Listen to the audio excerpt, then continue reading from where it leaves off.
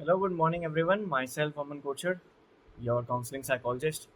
And आज का जो हमारा टॉपिक रहेगा वो थोड़ा सा डिफरेंट होगा and it will not be from the twelfth class. जो मैं लेक्चर्स ले रहा था अभी कंटिन्यूस प्रोसेस में, उसमें थोड़ा सा मैं एक एडिशन नया करना चाहता हूँ बिकॉज कुछ स्टूडेंट्स का रिक्वेस्ट था मेरे, और उन्होंने कहा कि 11th क्लास के भी सेशंस या लेक्चर्स जो हैं वो स्टार्ट किए जाएं। सो ऑन दैट नोट आज से मैं 11th क्लास के भी लेक्चर्स स्टार्ट करूँगा। And today will be the first lecture of class 11th psychology only textbook, and the chapter is what is psychology। ठीक, तो आज का चैप्टर स्टार्ट करते हैं और समझने की कोशिश करते हैं कि बेसिकली साइकोलॉजी है क्या, साइकोलॉजी प्रोसेस क्या है, साइकोलॉजी किस तरीके से डिफाइन किया जाता है, क्या क्या ऑब्जर्वेशंस किए गए साइकोलॉजिकल फील्ड में, कैसे साइकोलॉजी को as a science as a social science माना गया, डेवलप किया गया, क्या क्या साइकोलॉजिस्ट थे, क्या लेबोरेटरीज बनी, इन सब चीज़ों के बारे में बात करेंगे। माइंड, बिहेवियर, जितने टेक्निकल टर्म्स हमें बहुत मुश्किल टर्म्स लगते हैं, सुनने को देखने को मिलते हैं, तो इन सब के बारे में आज थोड़ा सा डिस्कस करने की कोशिश करेंगे। एंड आई होप कि आपको ये वीडियो भी पसंद आएगी, जैसे कि आप सारे प्रीवियस लेक्चर्स मेरे अटेंड कर रहे हैं और कोशिश कर रहे हैं कि उन टॉपिक्स से आपको जस्टिफिकेशन मिले और आप समझ पाएँ उन टॉपिक्स को। सो बिना टाइम वेस्ट किए नेक्स्ट टॉपिक, जो आज हमारा टॉपिक रहेगा, सेशन का पहला लेक्चर रहेगा, that would be what is psychology. तो आप में से बहुत से स्टूडेंट्स या इंडिविजुअल्स ऐसे होंगे जो कि साइकोलॉजी को आजकल की डेट में इंडिया में ऑब्वियसली इम्पोर्टेंस मिलने लगा है। साइकोलॉजिकल फील्ड को, साइकोलॉजिस्ट को, counselling psychologist, counsellors, school counsellors, इतने सारे डिफरेंट एस्पेक्ट्स आने लग गए हैं स्कूल काउंसलिंग के लिए भी, क्लिनिकल काउंसलिंग के लिए भी, क्लिनिकल साइकोलॉजी के लिए भी। तो ये बहुत एक वास्ट टर्म बनने जा रहा है। स्पोर्ट्स साइकोलॉजी, अभी हम आगे टॉपिक्स पढ़ेंगे, कितने टाइप्स की साइकोलॉजिकल फील्ड्स हैं जहाँ पर आप एंटर कर सकते हैं आफ्टर गेटिंग और pursuing a degree in psychology only. But उससे पहले अगर मैं बताऊं तो साइकोलॉजी बेसिकली है क्या, या साइकोलॉजी को एज अ साइंस कैसे माना जाता है, या वो कैसे कोई बता पाएगा कि ये एक साइंस का पार्ट था या एक सोशल साइंस का पार्ट था। क्या रिसर्चेज हुई, क्या डेवलपमेंट्स हुए, क्या ऑब्जर्वेशंस, एक्सपेरिमेंट्स किए गए जिनके बेसिस पर आज जो हमारा ये टॉपिक लेक्चर 1 स्टार्ट होने वाला है 11th का, तो उसका बेसिस मैं आज आपको बताने जा रहा हूँ। एंड कुछ टर्म्स मैं आपकी एनसीईआरटी बुक से ही लूँगा, ताकि स्टूडेंट्स जो देख रहे हैं ये वीडियोस या कंटिन्यूस प्रोसेस में पढ़ रहे हैं, और जो आज नए स्टूडेंट्स भी एनरोल करेंगे इस वीडियो को देखने के लिए, ऑब्वियसली वो 11th क्लास के होंगे एंड उनको भी कोई कन्फ्यूजन ना हो कि कोई टर्म जो है वो आउट ऑफ सिलेबस हो गई है या बहुत ही ज़्यादा कन्फ्यूजिंग टर्म है। ऐसा भी कोई टर्म नहीं होगा। एंड ऑब्वियसली ये लेक्चर भी बायलिंगुअल होगा in both Hindi and English. Most preferably I will be talking in Hindi, ताकि बहुत बेसिक टर्म्स और साथ साथ बहुत इंपॉर्टेंट टर्म्स या कंफ्यूजिंग टर्म्स बहुत इजीली समझ में आ सकें, या कोशिश मैं पूरी करूँगा कि आपको वो चीज़ें समझ में आ सकें। ठीक। So what is psychology. अगर बुक के अकॉर्डिंग हम देखें तो साइकोलॉजी को एक साइंस मानने से पहले लोग जो है इसको काइंड ऑफ हिप्नोटिक मानते थे, या एक ऐसी स्टडी मानते थे जो साइंस से तो रिलेट करती थी, बट कहीं ना कहीं उसमें थोड़ा बहुत अंधविश्वास भी था। ठीक। अंधविश्वास इन द सेंस की डिसबिलीफ था, क्रिएटेड एजम्पशंस थे, धारणाएं बनी हुई थी लोगों की किस किस तरीके से साइकोलॉजी को हैंडल किया जाता है। ठीक। तो साइकिक साइकिक लोग या साइकोटिक लोग आजकल, जिन्हें हम साइकोसिस या साइकोटिक की टर्म में डिफाइन कर देते हैं, या ऑब्वियसली जो मेंटल डिसऑर्डर्स का क्लासिफिकेशन है, जो बुक्स डेवलप की गई हैं, तो उन बुक्स के अकॉर्डिंग अगर हम देखें, सो उसके हिसाब से तो आजकल हम किसी को पागल नहीं कह सकते, या हम किसी को ये नहीं कह सकते कि ये एक हिंदी में मेन लैंग्वेज में कि ये बहुत ही एक बच्चा जो है या एक इंडिविजुअल है ये पागल है। अगर वो सोसाइटी में कुछ ऐसा बिहेव कर रहा है जो कि रिलेट नहीं करता सोसाइटी के रूल्स एंड रेगुलेशन से, सोसाइटी में किस तरीके से, घर में किस तरीके से आप गैदरिंग में बैठे हैं या किसी से बात कर रहे हैं, कम्युनिकेट कर रहे हैं, तो किस तरीके से आपको बिहेव करना है। तो ये सारे एस्पेक्ट्स अगर कोई इंडिविजुअल नहीं कर पाता है, कोई इंसान में इतनी क्षमता या कैपेबिलिटी नहीं है कि वो परफॉर्म कर पाए अच्छे से उन सारे टास्क को या बिहेवियर्स को, या एक्सपीरियंसेस को, देन हम उसको पागल घोषित कर देते थे या पागल समझ लेते थे पुराने टाइम में। ठीक, बट जब से इंडिया में भी डेवलपमेंट स्टार्ट हुआ है साइकोलॉजिकल फील्ड का, एंड प्लस वेस्टर्न साइकोलॉजी ने जिस तरीके से इंडियन लोगों में अपना एक इम्पैक्ट दिया है, और हम पढ़ते हैं, कोशिश करते हैं समझने की कि क्या क्या थियोरेटिकल कॉन्सेप्ट्स हैं जो कि साइकोलॉजी को रिलेट करते हैं, तो उसकी वजह से बहुत ज़्यादा एक ड्रास्टिक इफेक्ट मिला है एक पॉजिटिव नोट पे, जहाँ पर हम किसी भी इंडिविजुअल को पागल या कहने से पहले हम उसके कुछ बिहेवियर्स या कुछ एक्सपीरियंस या कुछ मेंटल प्रोसेस, जो हम अभी ये 3 टर्म्स के बारे में इन डेप्थ स्टडी करने वाले हैं, इन तीन टर्म्स से अफेक्टेड अगर कोई इंडिविजुअल है और वो नेगेटिवली अफेक्टेड है, देन उसको हम एक क्लासिफिकेशन देते हैं, उसको एक डिसऑर्डर के रूप में उसको एक डिसऑर्डर का क्लासिफिकेशन देते हैं, ताकि वो इंडिविजुअल उस तरीके से ट्रीट हो पाए। ठीक, सो अगर हाँ अगेन साइकोलॉजी को अगर डिफाइन करना हो तो बेसिकली साइकोलॉजी इज कि पहले लोग मानते थे इसको सोल की स्टडी, सोल इज आत्मा जो हिंदी में बोला जाता है, तो आत्मा और मन की जो समझ होती है उसकी समझ रखने वाले लोगों को मनोवैज्ञानिक बोला जाता था या मनोविज्ञान की पढ़ाई कहा जाता था। ठीक, अगर आप हिंदी में भी गूगल करेंगे साइकोलॉजिस्ट का टर्म, अगर आप उसको ट्रांसलेट करेंगे तो आपको यही मीनिंग मिलने वाला है कि साइकोलॉजिस्ट इज समवन, साइकोलॉजिस्ट एक इंसान होता है जो कि मन की पढ़ाई या मन की स्थिति को समझने की कोशिश करता है। इट मीन्स वो मनोवैज्ञानिक है, ठीक, या मनोचिकित्सक है। That is the term that is referred to psychiatrist, मनोचिकित्सक, एंड मनोवैज्ञानिक is someone who which is termed for psychologist. ठीक, तो बट क्योंकि बहुत सारे रिसर्चेस हुए, एक्सपेरिमेंट्स डेवलपमेंट हुए, और साथ साथ Indian psychology, all over the world psychology में बहुत क्रेज आने लगा था, जिसकी वजह से एक शिफ्ट हुआ इस मूवमेंट के लिए, और मैं वो शिफ्ट बताना चाहूँगा कि क्या था। It has moved away considerably from this focus and established itself as a scientific discipline which deals with processes underlying human experience and behavior. So हम साइकोलॉजी को एंड जो टर्म मैंने अभी इंग्लिश में रीड आउट करी है, that is again from your NCERT class 11 books, so that there is no confusion left behind for the students and the individuals who are studying psychology. ठीक, so basically हुआ क्या है, development किस तरीके से हुई है साइकोलॉजी की, साइकोलॉजी का जो शिफ्ट था वो हुआ था from the study of soul and mind to the study of human processes and the human experiences. ठीक, अब अगर हम साइकोलॉजी की डेफिनेशन को थोड़ा सा समझने की कोशिश करें, then again I am using the CBSE notebooks and NCERT books for the reference. Psychology is defined formally as a science which studies mental processes. The first point that you can mark or you can note down, the students who are watching my videos, my lectures, studies mental processes, experiences and behavior in different contexts. ठीक, तो ये 3 चीज़ों पे हमें focus करना है psychology की definition को कम्प्लीटली अंडरस्टैंड या समझने के लिए। तो बेसिकली हुआ क्या है, साइंस की टर्म्स में अगर मैं समझाऊं तो साइंस में हमारे पास कुछ थ्योरेटिकल कंसेप्ट आते हैं, कुछ लॉज आते हैं, कुछ उन्हीं लॉज पे बेस्ड, उन्हीं थ्योरीज पे बेस्ड कुछ न्यूमेरिकल एप्लीकेशंस आते हैं। बट साइकोलॉजी में न्यूमेरिकल्स नहीं है जब तक आप स्टैटिस्टिक्स एक सब्जेक्ट है जो कि आप अपने अंडर ग्रेजुएशन या पोस्ट ग्रेजुएशन में पढ़ेंगे, और स्टैटिस्टिक्स में बेसिकली वो रिसर्च मेथोडोलॉजी को कंसिडर करता है, उस पर फोकस करता है कि किस तरीके से रिसर्च किसी पर्टिकुलर एक्सपेरिमेंट पे या किसी पर्टिकुलर टॉपिक पे की जाती है, और उस रिसर्च में क्या मैथमेटिकल एप्लीकेशन यूज़ होते हैं, कितने रिसर्च पार्टिसिपेंट्स यूज़ होते हैं, what are the laws and what are the rules and regulations for doing a particular research. तो वहाँ पर स्टैटिस्टिक्स बहुत काम आता है। But if we leave behind what is statistics and we come to the main definition of what is psychology, then यहाँ पर हम ह्यूमन स्टडी करते हैं, और एक साइंस को इस तरीके से एक साइंस के तरीके से नज़रिए से पढ़ा जाता है साइकोलॉजी को, जहाँ पर 3 एस्पेक्ट्स, 3 पॉइंट्स पर हमें फोकस करना है।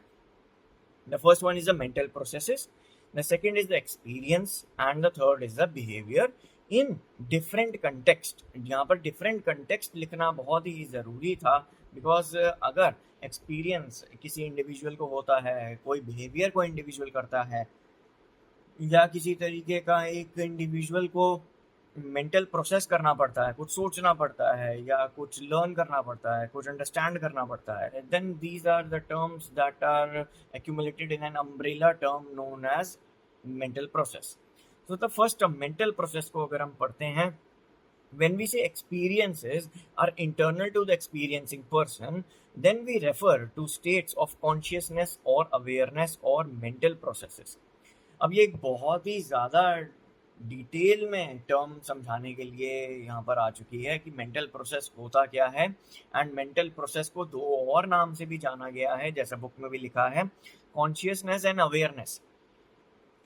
Consciousness is the awakening of an individual. अगर एक इंसान, एक इंडिविजुअल प्रेजेंट सिचुएशन में अवेक है, अवेक का मतलब सिर्फ ये नहीं कि वो जाग रहा है, वो फिजिकली तो जाग सकता है, बट अगर वो मेंटली और इमोशनली भी जाग रहा है, इट मीन्स कि वो कॉन्शियस है।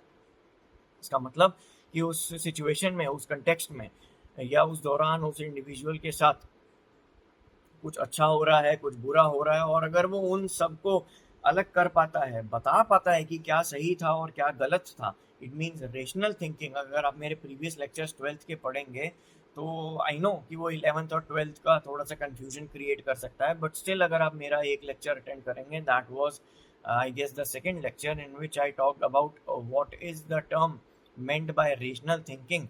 एंड वहाँ पर उसके बाद मेरा थर्ड लेक्चर जो इंटेलिजेंस को डिफाइन करता है, जहाँ पर मैंने rational thinking and purposeful acting, purposeful action को मैंने डिफाइन किया है, तो वो आप समझ पाएंगे कि रेशनल थिंकिंग क्या है। Rational thinking is somewhat termed, is linked to the term that is सही और गलत के बीच में पहचान करना, सही और गलत के बीच में फर्क पैदा कर पाना, और सही और गलत को समझ पाना, अपने लिए भी और उससे भी जरूरी दूसरों के लिए भी। ठीक, so that is what awareness और consciousness is linked to.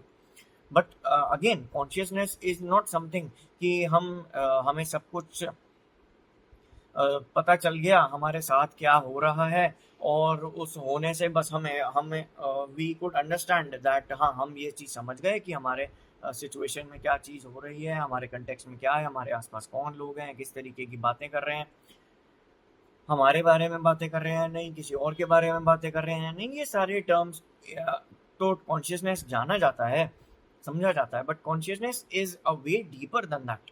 Consciousness is, अगर आप उन सारी चीज़ों को समझ भी पा रहे हैं कि आपके साथ क्या हो रहा है, आप पर आपके साथ क्या एक्सपीरियंस किया जा रहा है, और उस एक्सपीरियंस के बेसिस पर आप अपना सेकंड क्रिएट मेंटल प्रोसेस करते हैं, then that is what is termed as consciousness. ठीक, तो आप कॉन्शियस हो कि अगर कोई एक्शन भी लेते हैं अपने लिए भी, दूसरों के लिए भी, तो then that is termed as your complete consciousness. But वहीं पर कॉन्शियसनेस होता है कि आप प्रेजेंट सिचुएशन में आप किस तरीके से सिचुएशन को हैंडल कर पाते हैं, then that is termed as consciousness. ठीक, अब यहीं पर दो टर्म्स और आती हैं जो कि इसी पैराग्राफ में आगे बताई हुई है। इन दो टर्म्स कॉन्शियसनेस डेवलप कहाँ से होती है? अगर हम साइकोलॉजी पढ़ रहे हैं और साइकोलॉजी से पहला थॉट, पहला लिंक हमारे ब्रेन का होता है, देन हम समझने की कोशिश करते हैं कि ब्रेन कोई एक फिजिकल पार्ट है, ब्रेन एक ऑर्गन है जो हमारे ये सारे एक्शंस और एक्सपीरियंसेस को कंट्रोल करके बैठा है या उन्हें डायरेक्शन प्रोवाइड करता है। ठीक, but that is what exactly is true. Brain हमारा एक फिजिकल पार्ट भी है, बट इसी के साथ साथ एक और टर्म कनेक्ट होती है जो कि होती है बुद्धि, that is mind.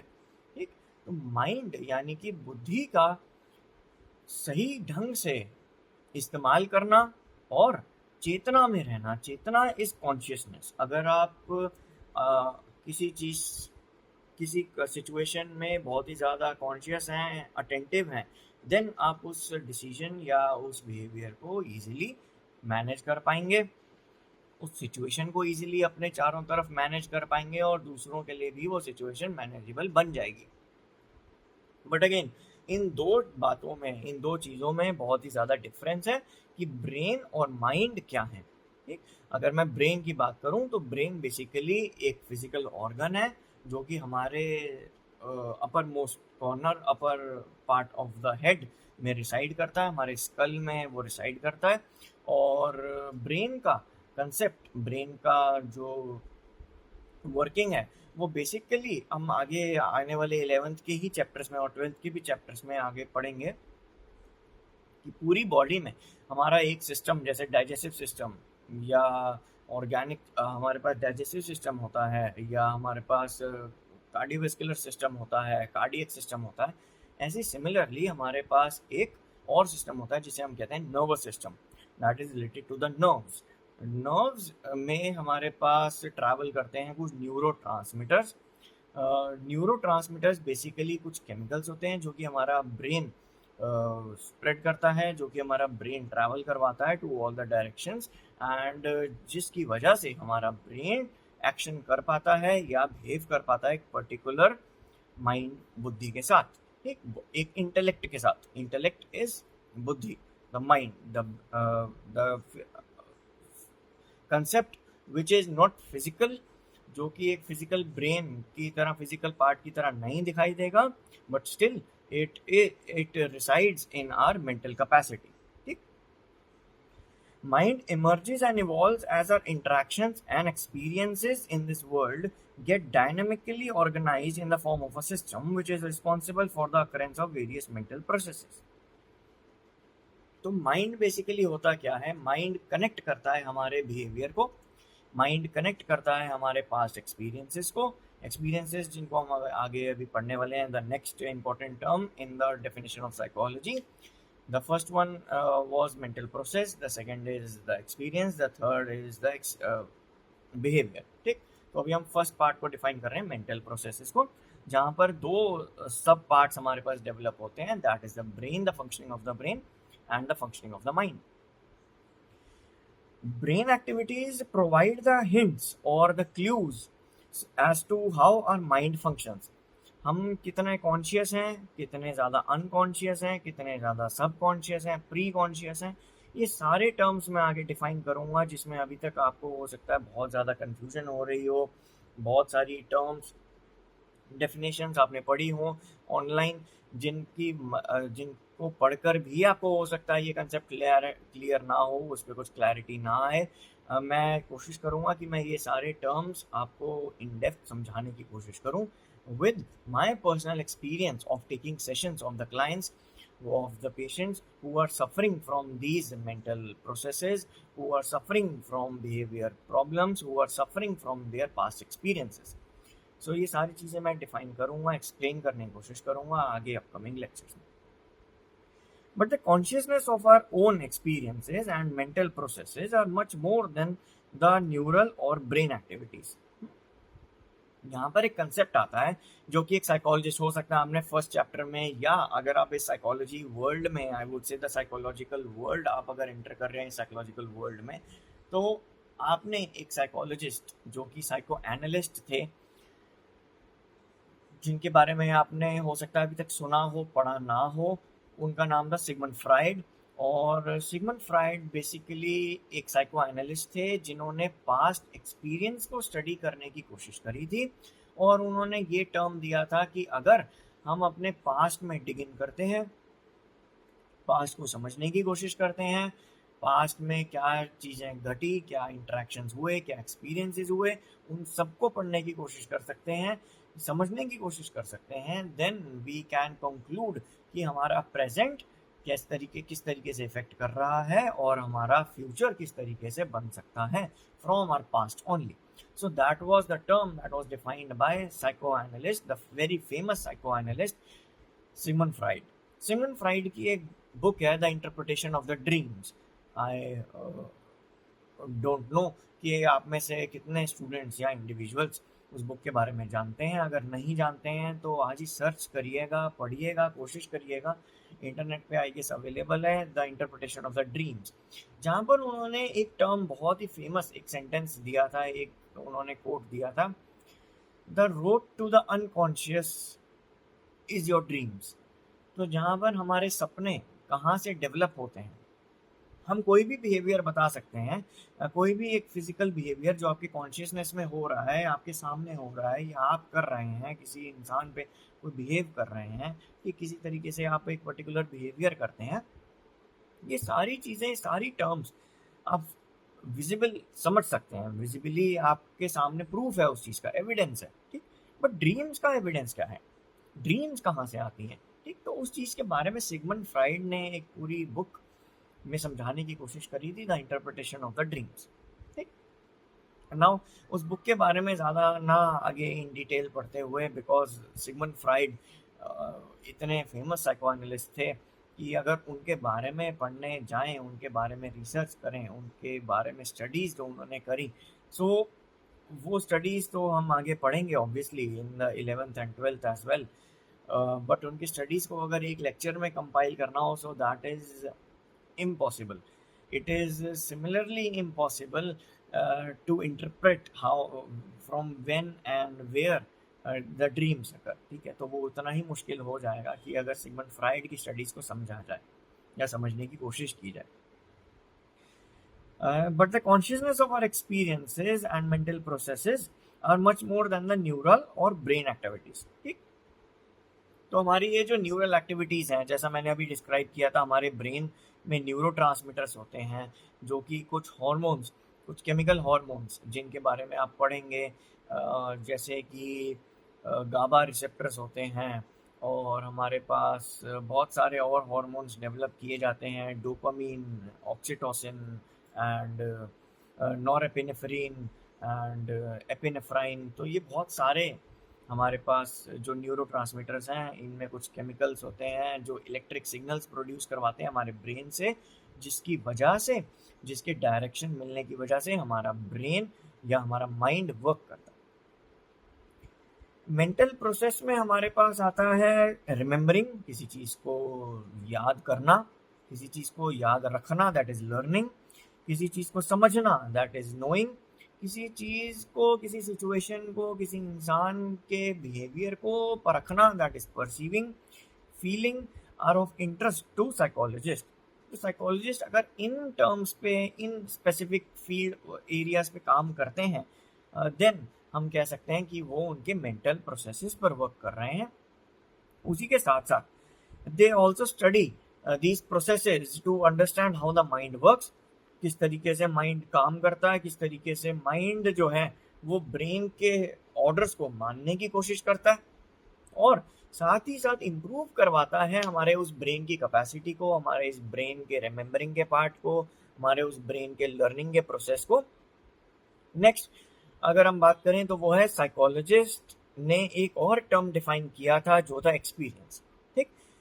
Experience is somewhat that is, I won't say completely, but in most of the cases or in a larger context, I would say that it is subjective in nature. Now आप आगे दो terms पढ़ने जाएंगे, subjectivity and objectivity. Subjective or subjectivity is somewhat related to personal or your own personal feelings, thoughts, emotions, experiences. जो चीज़ें, जो situations आपके खुद के साथ हो रही हैं, then those are the subjective terms. ठीक, ऐसे एक्सपीरियंस को डिफाइन किया था कि एक्सपीरियंस एक सब्जेक्टिव सिचुएशन है।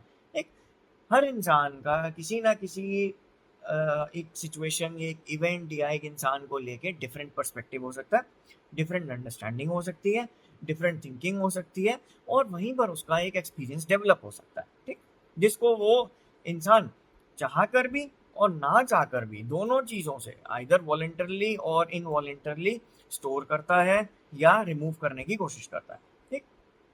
Experiences, only the experiencing person can be aware to be और बी कॉन्शियस ऑफ हर और हिज एक्सपीरियंस, ठीक। कुछ पेशेंट्स, कुछ साइकोटिक या साइकेट्रिक जिन्हें नीड चाहिए होती है, that is a way I would, in my experience, that is a kind of novel experience in the psychological field, and the patients which I have not dealt with, but I have read and seen some of the cases, seen some of the sessions, offline and online in both modes. तो वहाँ पर मुझे कुछ cases ऐसे देखने को मिले थे जिनको साइकेट्रिक मेडिकेशंस की ज़रूरत थी। ऑब्वियसली वो अकेले साइकोलॉजिकल टॉक थेरेपी या अपने पास्ट को डिग इन करके, पास्ट को समझ के वो इम्प्रूव नहीं कर सकते थे, बट उनको साइकेट्रिक मेडिकेशंस की ज़रूरत थी। और ऐसे पेशेंट्स ज़्यादातर जो है साइकोटिक केयर में जाते हैं या साइको न्यूरोटिक केयर में जाते हैं। एंड साइकोटिक केयर में अगर मैं बात करूं तो वहाँ पर एक्सपीरियंसेस, कुछ लोग जो हैं वो बिहेव तो कर पाते हैं, बट बिहेवियर करने के बाद, वो एक पर्टिकुलर बिहेवियर करने के बाद वो इंडिविजुअल्स बेसिकली भूल जाते हैं कि उन्होंने ऐसा बिहेव क्यों किया। ठीक, जैसे सपोज मैंने अभी ये फ्रेम जो था, मेरे जो ग्लासेस थे वो मैंने साइड रख दिए और एकदम से वो भूल गए कि ग्लासेस कहाँ थे। ठीक, कुछ इंडिविजुअल्स होते हैं जिनमें ऐसा मेमोरी का लॉस या मेमोरी का फेड होना नॉर्मल हो जाता है, बट वो एक एज फैक्टर के बाद होता है, अब 70s और 80s, but in some individuals वो वहाँ पर भी इंटैक्ट रहती है चीज़। बट कुछ केसेस में हम ऐसा मान सकते हैं और ऐसा देखने को भी मिलता है कि मेमोरी फेड होने लग जाती है। बट बहुत ही छोटी एज में, टीन एज में, एडोलेसेंट में ऐसी सिचुएशंस होना जहाँ पर आपने कुछ बिहेव किया एंड आप एकदम से उस बिहेवियर को मानते नहीं हैं, आप डिनाइल में चले जाते हैं कि आप समझ नहीं पाते हैं बेसिकली ये बिहेवियर क्यों हुआ, ये कैसे हो गया। एंड जब कोई कन्फ्रंट करता है आपके साथ, आप पे, तो आप मना कर देते हैं कि नहीं, मुझे तो नहीं पता कि ऐसा कब हुआ। Then that is a fadeness of your consciousness. आप कॉन्शियस नहीं थे उस टाइम पे, आप बिहेवियर करते समय कॉन्शियस थे ऑब्वियसली, बट वो बिहेवियर के आफ्टर इफेक्ट्स या कॉन्सिक्वेंसेस को समझ पाना, अंडरस्टैंड करना, परसीव करना, ये सब आपकी कॉन्शियसनेस में डेवलप नहीं हुआ था। तो ऐसे केसेस जो हैं वो साइकोटिक एक डिसऑर्डर डेवलप होता है, जो कि होता है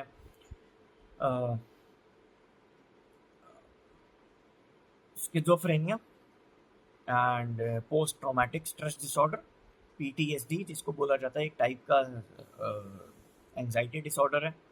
एंड ऐसा एक केस जो कि साइकोटिक नहीं है, बट हाँ इस लेवल पे वो रीच कर सकता है जहाँ पर वो साइकोटिक बन सकता है, या जहाँ पर मेडिकेशंस की ज़रूरत, साइकेट्रिक मेडिकेशंस की ज़रूरत पड़ सकती है।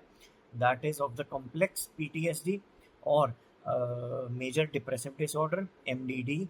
और आई वुड से एक और डिसऑर्डर जिसको लोग आजकल बहुत ही ज़्यादा frequently यूज करने लगे हैं without having knowledge of that, they are inexperienced, I would completely say कि वो लोग जान नहीं पाते, पहचान नहीं पाते कि उनके सिम्टम्स क्या हैं। अगर एक सिम्टम या दो सिम्टम्स मैच कर जाते हैं उस डिसऑर्डर से, या उन्होंने गूगल पे, इंटरनेट पे पढ़ा होता है, और वो लोग अपनी पर्सनैलिटी को वैसा ही समझने लग जाते हैं। सो that is completely N absurd way of behaving. और ये बहुत ही गलत तरीका है किसी और को भी इस तरीके से टैग करने का, अपने आप को खासकर इस तरीके से टैग करने का। और ऐसा ही एक मेंटल डिसऑर्डर जो कि बहुत ज़्यादा देखने को मिलता है, that is OCD, obsessive compulsive disorder. That is again an anxiety disorder. और बट ये एक लेवल ऑफ एंग्शियसनेस क्रिएट हो जाती है जहाँ पर आपको रिपीटेटिवली थॉट्स आते हैं। और ऑब्सेसिव कंपल्सिव डिसऑर्डर, बेसिकली दो टाइप्स होते हैं इसके। I am not going in depth about what is OCD, तो इसके बारे में हम आगे ऑब्वियसली स्टडी करेंगे। I am just living it right now कि ओसीडी भी एक ऐसा सिचुएशन बन सकता है जहाँ पर आपके पास जो थॉट पैटर्न है वो रिकरेंट है, बार बार आ रहा है, एंड जिसकी वजह से आप एक कंपल्सिव एक्शन करते हैं। ठीक, आपके पास एक बिहेवियर वैसा डेवलप हो जाता है जो आपको करना ही होता है। आपको ऐसा लगता है, उस इंडिविजुअल को ऐसा लगता है कि अगर वो बिहेव नहीं करेगा तो कुछ अनहोनी या कुछ गलत हो जाएगा उसके साथ, या सिचुएशन में या सोसाइटी में कुछ ऐसा गलत हो जाएगा। सो बेसिकली वो फियर जो जनरेट किया जाता है उसको ऑब्वियसली थेरेप्यूटिक मेजरमेंट से, थेरेप्यूटिक इंटरवेंशन से और टेस्टिंग के द्वारा रिमूव करने की कोशिश की जाती है। Now if we come again to the term what is experience, psychologists have focused on experiences of pain being experienced by terminally ill patients, or of psychological pain felt in the bereavement, besides experiences which lead to positive feelings such as in romantic encounters। तो यहाँ पर दोनों ही poles को connect किया गया, समझने की कोशिश की गई in a short span of time, कि एक टर्म bereavement, ग्रीफ, दुख या लॉस ऑफ समवन, जहाँ पर ये फीलिंग आ सकती है अपने आप को खोने की, वर्थलेसनेस, सेल्फलेसनेस, होपलेसनेस, जो कि 3 मेजर पिलर्स माने जाते हैं किसी भी डिप्रेसिव डिसऑर्डर को समझने के लिए। या अगर कोई भी इंडिविजुअल, कोई भी एक मेंटल हेल्थ प्रोफेशनल इन 3 टर्म्स पे आपसे बात करता है, तो आप समझ सकते हैं कि आप में कुछ ना कुछ फीलिंग्स हैं जो कि डिप्रेशन की तरफ लाई कर रही हैं, या not depression I would say, but a feeling of sadness और a feeling of loneliness reside कर सकती है उस इंडिविजुअल में। But again, feeling of loneliness and feeling depressed बहुत डिफरेंस क्रिएट हो जाता है। एंड इसको समझने के लिए ऑब्वियसली मैं इस लेक्चर में ये नहीं डिफाइन कर पाऊंगा, बिकॉज ये बहुत इन डेप्थ टर्म्स हैं। इसके लिए आपको बहुत ही ज़्यादा इन स्टडी करनी पड़ेगी, रिसर्च समझनी पड़ेगी obviously.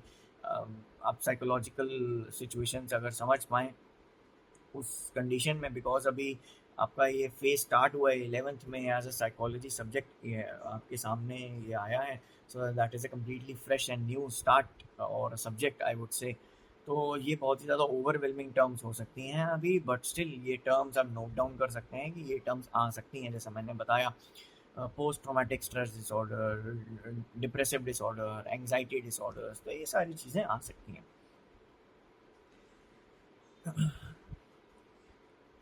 And now, if I come to the last topic of today, that is the third term in the definition of psychology, that is the behavior.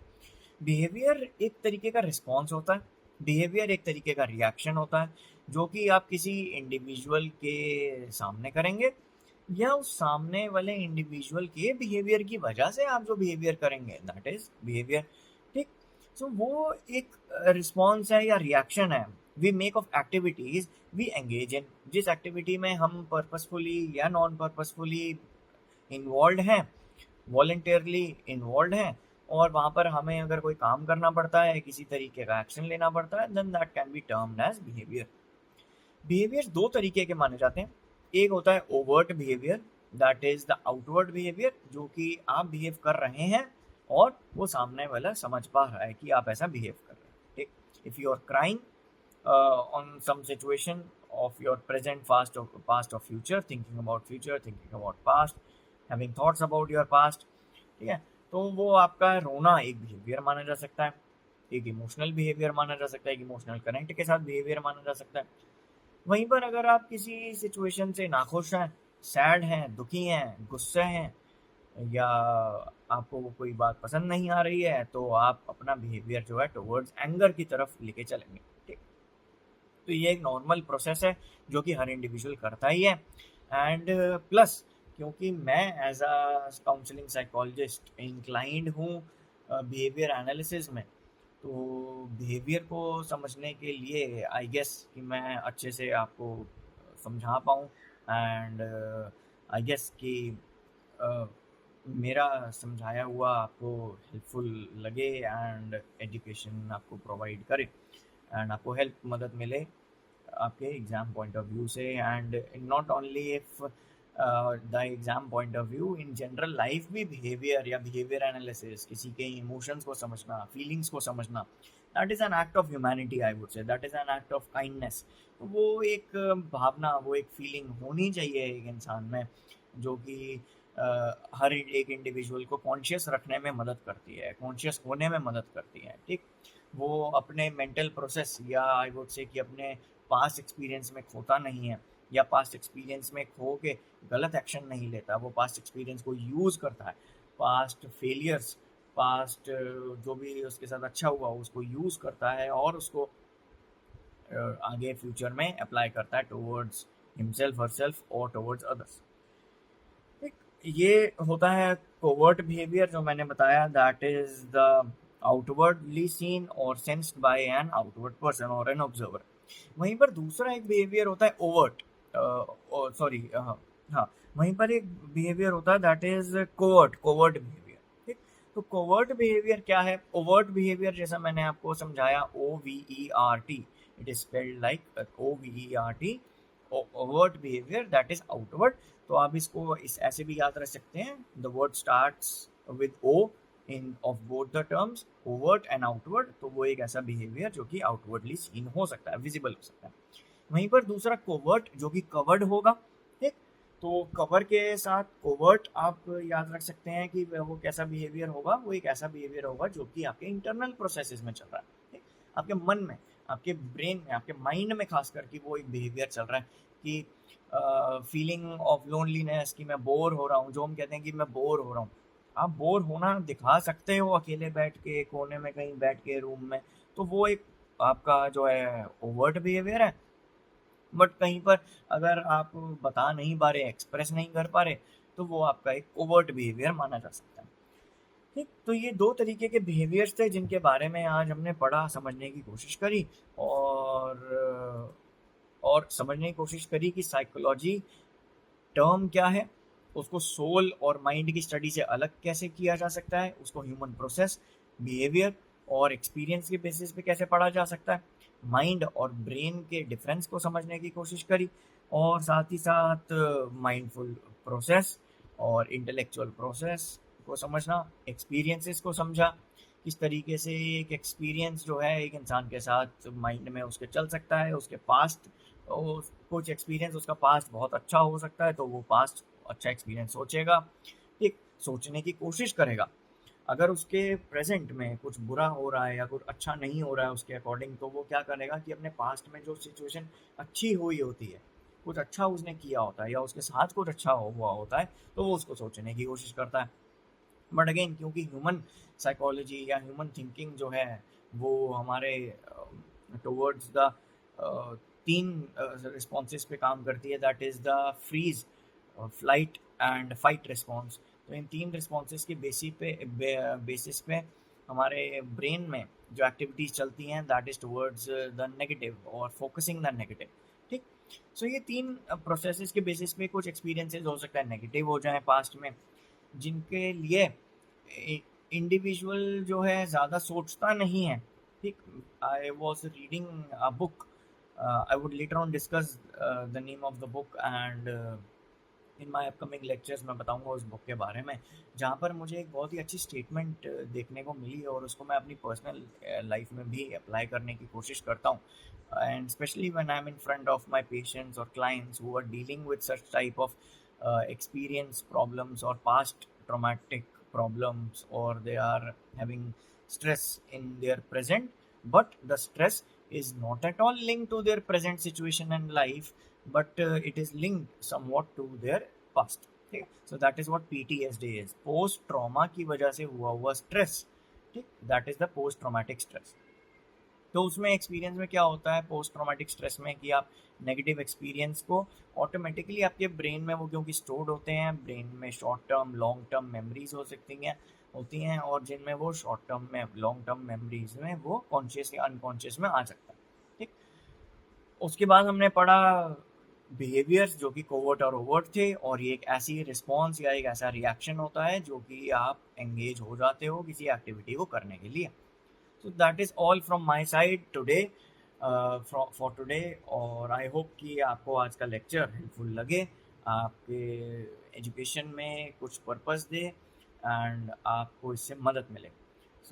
कल के लेक्चर में हम अगेन 11th के ही concept को आगे carry on करेंगे, and I hope that all the lectures, all the previous lectures, मैंने playlist भी सेव की हुई है मेरे यूट्यूब चैनल अमन कोचर काउंसलिंग साइकोलॉजिस्ट को, आप सब्सक्राइब भी कर सकते हैं, एंड आई होप कि आप मेरे उस चैनल को सपोर्ट करें, एंड साइकोलॉजी को एक नई डायरेक्शन प्रोवाइड करने की कोशिश करें, खासकर Indian perspective and the combination of western perspective of psychology. Thanks a lot for watching again my video and taking your time, and I hope that you do like and share my channel and kindly subscribe to it, so that आपको psychology के नए नए lectures particularly class 11th and 12th पे based आपको provide होते रहें, and you don't miss out any of the important information regarding your examinations. So thanks a lot, and bye. Thanks a lot.